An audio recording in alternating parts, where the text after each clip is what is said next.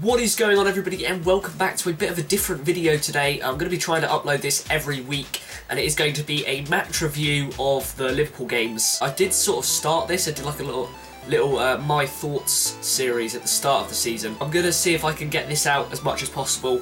It's going to be match reviews of each game. This week's episode is going to be the home to Chelsea game, which was on yesterday, so I'm filming this on a Wednesday. It was on a Tuesday. Now, I'm hoping to bring this out. I'll probably be recording it on a Tuesday, this sort of video, so I'm hoping the video will be out every Wednesday when the games were on the weekend before, if that makes sense. Probably doesn't, but oh well. Anyway, yeah, today we're going to be doing Liverpool versus Chelsea. Obviously the final score was 1-1, which I don't think should have been the final score. We both had chances either side, but I reckon Liverpool should have just edged it. Roberto Firmino had a few chances where he should have put away and won the match quite easily, but it doesn't really matter. We'll take the 1-0 point. We're getting back on form a little bit now, especially with Sadio Mane back. That should hopefully make a lot of difference. Let's talk about the game. Now, the game, the first 45 minutes was a little bit slow from us. We didn't really get going, but we were dominant.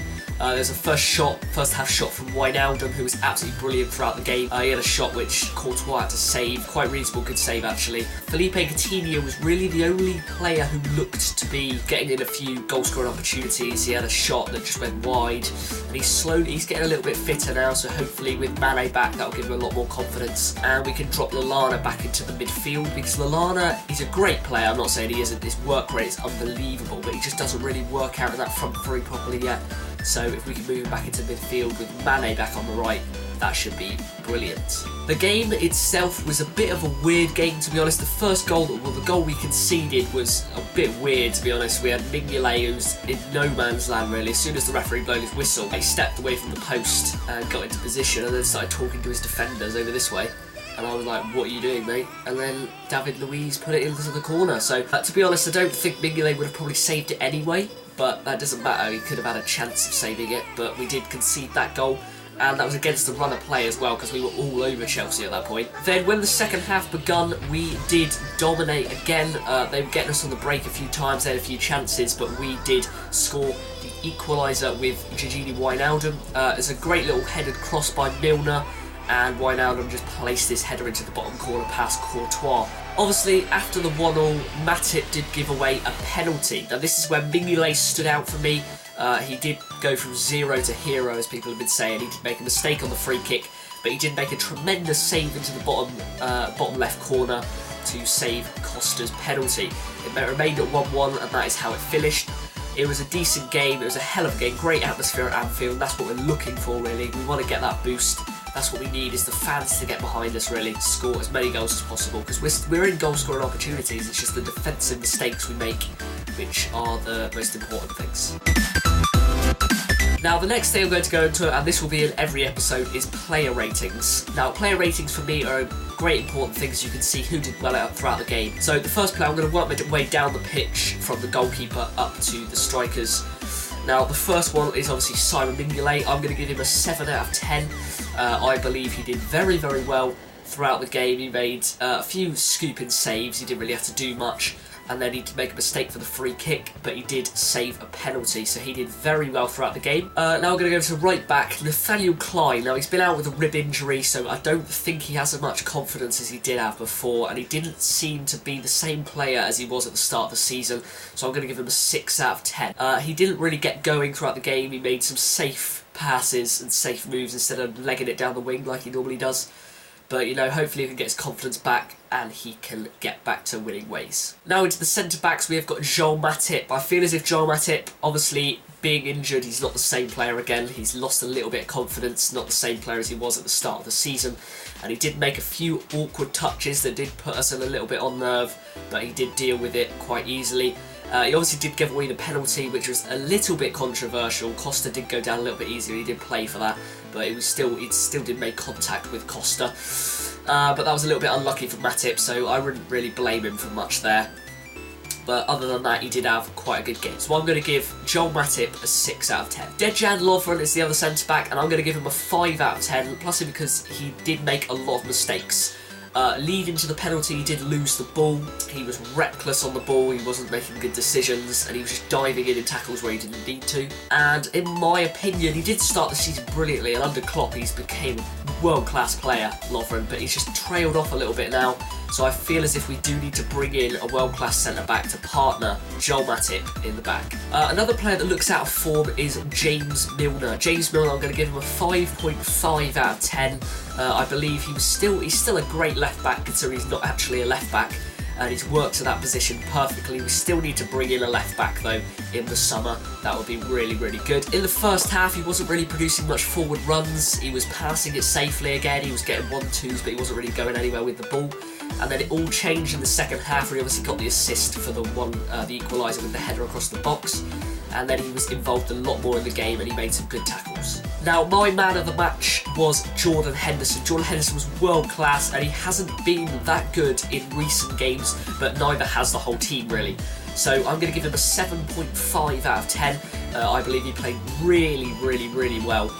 He just bossed that midfield, he kept Chelsea players quiet at times, he pressurised them as he does, and he just controlled the game from where he just stood in the back of the midfield. There was a few mistakes that he did make though, such as he did duck for the David Luiz free kick where he could have jumped up and blocked it, but we won't really blame him much for that. Mignolet should have been awake. As well as that, he did send in a great cross that Milner could make the header, and that's when we did make the equaliser. Now, a player that I believe that hasn't been in great form recently, and I've had a bit of doubts over him in a couple of games, is Emre Can. Emre Can is, in my opinion, he's too slow to be in the Liverpool team at the moment. In the Chelsea game, I did see him trying to go past Azpilicueta and stuff, and his touches were too big, and his strides were too big, and he couldn't get the speed up to get the cross in or anything, or get past the defender. So I believe that he's a little bit controversial, but I'm going to give him a 6.5 out of 10. I believe Can did not make a great game against Chelsea today, but he did do some great defensive work, and he did a lot of running throughout the game, but he just didn't create much attacking-wise. Like I said, he's a little bit too slow to be in the team, but it was a great 90 minutes for him. Going on to a player now, Georgini Wijnaldum, I'm going to give him a 7 out of 10. I believe he did play very, very well. He's the sort of midfielder I like to have in the team. He's quick, his work rate is great, and he's a great signing for Liverpool. I'm giving him a 7 out of 10 considering he scored the headed goal to equalise, and just the celebration he had, you could see how much he really wanted that goal, and you could see how much that meant to him. Like I said, in the first half he did take a shot and it did get saved by Courtois, and he was in the game quite a lot really, creating lots of little chances, and that is why I'm going to give him a 7 out of 10. A player who was my favourite player at the start of the season, he still is one of my favourite players at Liverpool, is Adam Lallana. I'm going to give him a 5.5 out of 10, considering he was in that front three and he's not really suiting that role at the moment. But with Sadio Mane coming back, which means he can drop into the midfield, hopefully his form will rise back up to what it was at the start of the season. Like I said, his work ethic was great, he was pressurising the defence, he was doing well, winning the ball back, but he just wasn't creating enough chances on that right-hand side that he normally does in the midfield role. In the opening 45 minutes, if there was anybody that was going to create chances, that was Felipe Coutinho. Now, in my opinion, I'm going to also give him a 5.5 out of 10. He did create some great chances. His trickery and his dribbling was brilliant.